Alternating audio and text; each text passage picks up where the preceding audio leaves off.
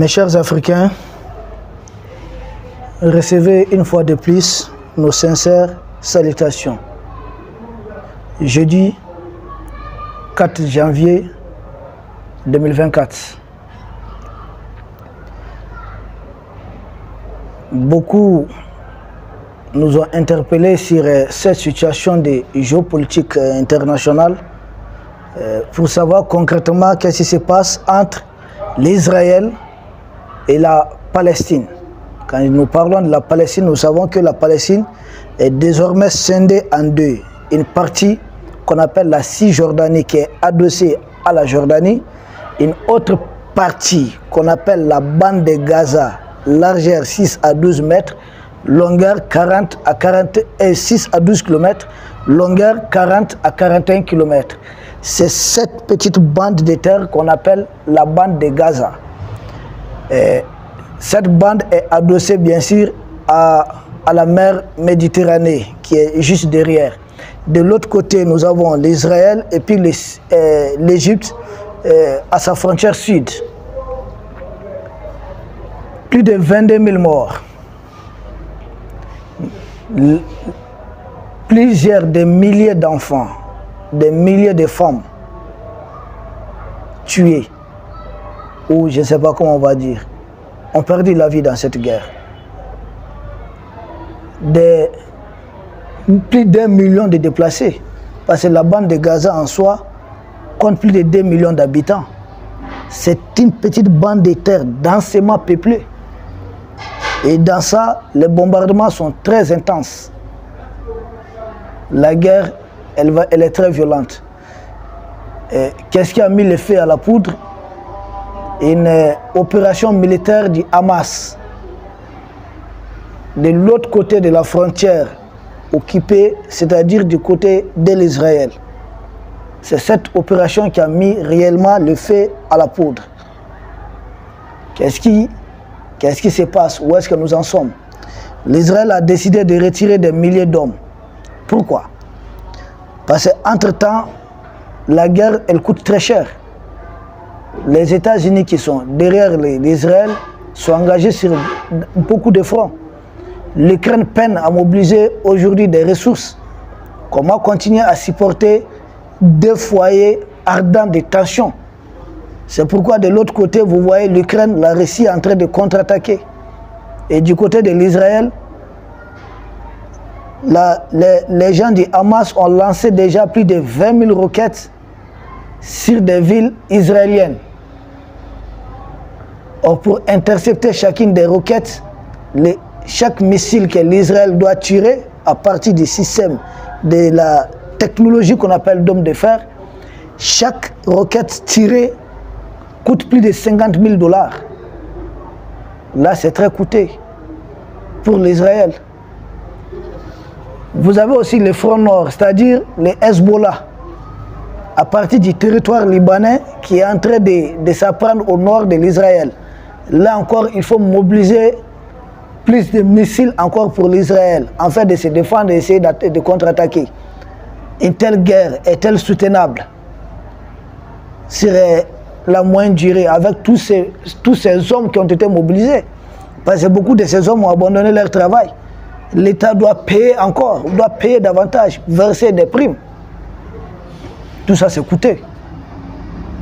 L'Israël a changé de posture de combat en décidant de mener des opérations ponctuelles et non une opération de masse comme ça, ou bien d'intense. Je pense qu'il y a le volet économique qui fait défaut. Et encore plus grave, vous savez, quand on quitte l'océan Indien, avant d'atteindre l'Israël, parce qu'on quitte l'océan Indien, on est au canal de Suez, au niveau de l'Égypte. Canal de Suez, on se jette dans la mer Méditerranée. Parce qu'entre l'océan Indien entre l'océan Indien, vous venez, nous sommes dans la mer Rouge, entre la mer Rouge et la mer Méditerranée, vous avez l'Égypte. Et pour traverser l'Égypte, il y a ce canal qu'on appelle le canal de Suez, qui fait plus de 193 km, si j'ai bonne mémoire, excusez-moi, qui fait plus de 193 km. Alors ce canal rapporte chaque année, c'est plus de 8 milliards de dollars pour l'Égypte. Plus de 8 milliards de dollars de recettes pour l'Égypte. Les droits de traversée que les navires payent. Or, sans cette traversée, l'Europe serait tout de suite en difficulté. L'Égypte y gagne, l'Europe y gagne, et l'Israël gagne aussi. Parce que ça permet de raccourcir les trajets, au lieu de quitter, au lieu de passer jusqu'au niveau des caps de Bonne-Espérance, en dessous ici de l'Afrique du Sud.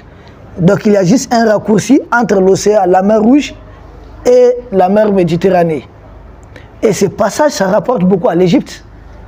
Or, à l'aval, c'est-à-dire en amont de cette mer Rouge, à l'entrée, quand vous quittez l'océan Indien, pour rentrer dans la mer Rouge, il y a une petite portion de la mer qu'on appelle le détroit de Bab el-Mandeb. Ce détroit, militairement, est menacé aujourd'hui par le Yémen, que les Occidentaux appellent les Houthis. Ce sont les gens qui contrôlent totalement le Yémen, l'État yéménite. Mais les Occidentaux ne veulent pas les reconnaître. Ils continuent de les appeler les rebelles Houthis. Et ces Houthis-là, qu'est-ce qu'ils font? Cette armée yéménite, elle a pris quelques navires déjà. Et elle continue de s'attaquer, d'envoyer des drones, d'envoyer des missiles contre d'autres grands navires marchands. Or là, c'est l'Europe, c'est l'économie européenne qui est d'emblée menacée.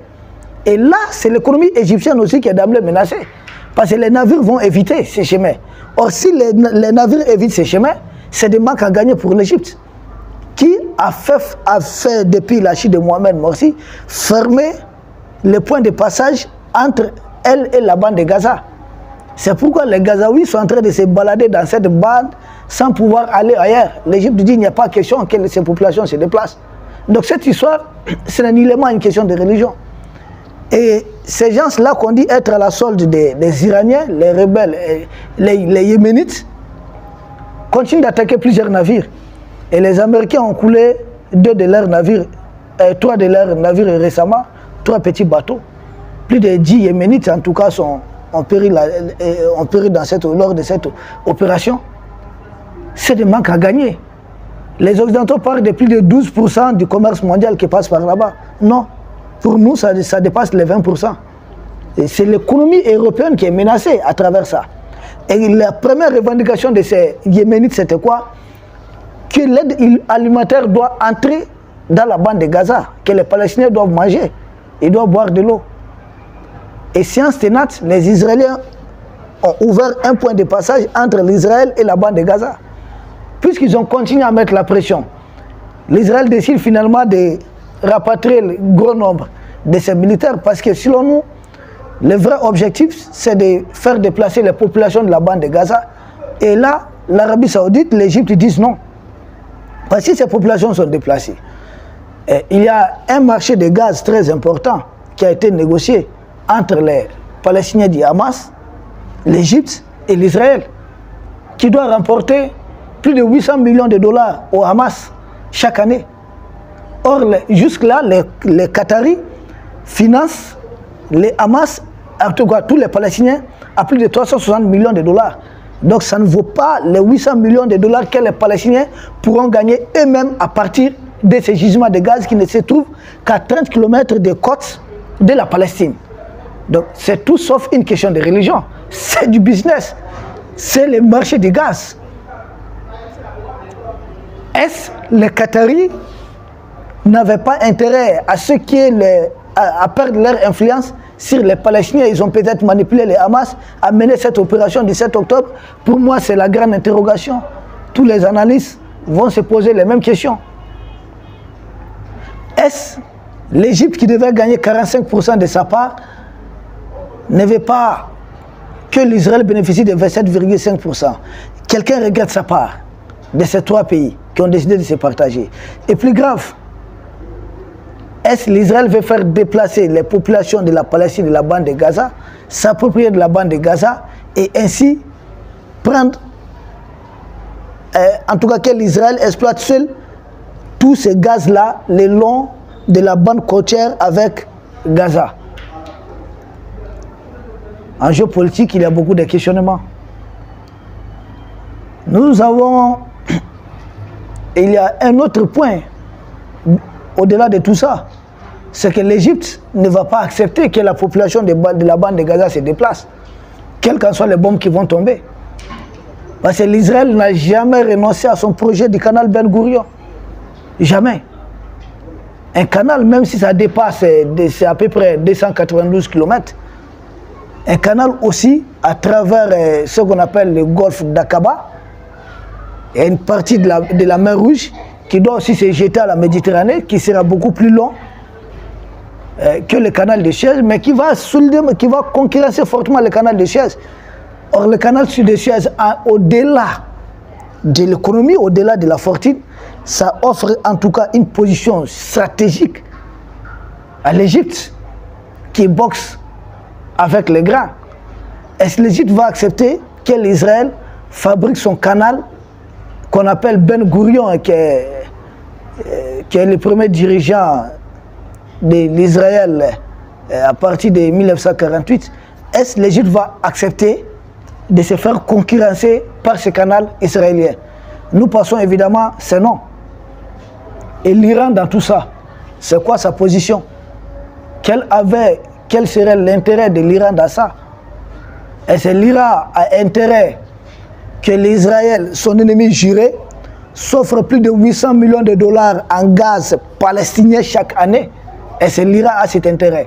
Si nous savons qu'une bonne partie de cette ressource pourra être utilisée contre les Iraniens eux-mêmes, puisque les Israéliens sont totalement opposés au programme nucléaire de l'Iran. Et c'est ça. Donc l'Iran a tout à fait aussi des raisons de vouloir empêcher ces projets. De l'autre côté, vous savez, chaque pays du Moyen-Orient a un intérêt quelconque dans ce qui se joue à ce niveau, mais c'est tout sauf une question de religion. Non. C'est tout sauf une question de religion. Ça, vraiment, je tiens à ce qu'on enlève ça du truc. C'est tout sauf une question de religion. C'est une question de gaz, c'est une question de canal, le passage. Tout ça, c'est de l'économie. C'est du business. De l'autre côté,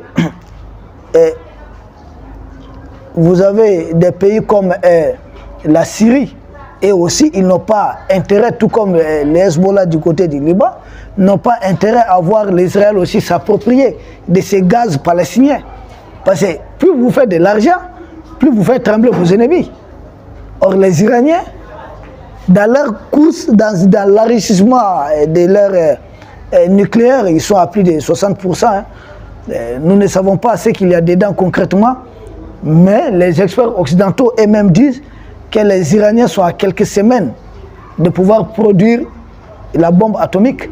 Or, si l'Iran possède la bombe atomique, mais tous les autres pays de la région vont se lancer dans la course, est-ce les pays de la région, tels l'Arabie Saoudite, la Turquie, qui sans doute ont besoin aussi de l'arme nucléaire, ne sont pas en train d'aider l'Iran indirectement? Et ce qui se passe réellement, la rivalité dont on parle entre ces pays, et ce n'est pas une rivalité de façade. Est-ce que tous ces pays ne sont pas dans une course, mais qu'il faudrait prétexter par une bombe atomique de l'Iran pour qu'eux aussi se jettent dans cette bombe atomique? Puisque si un pays, grand producteur du pétrole comme l'Arabie Saoudite, possède la bombe atomique, mais il n'a plus rien en tout cas, à craindre du bloc occidental, c'est fini cette paire.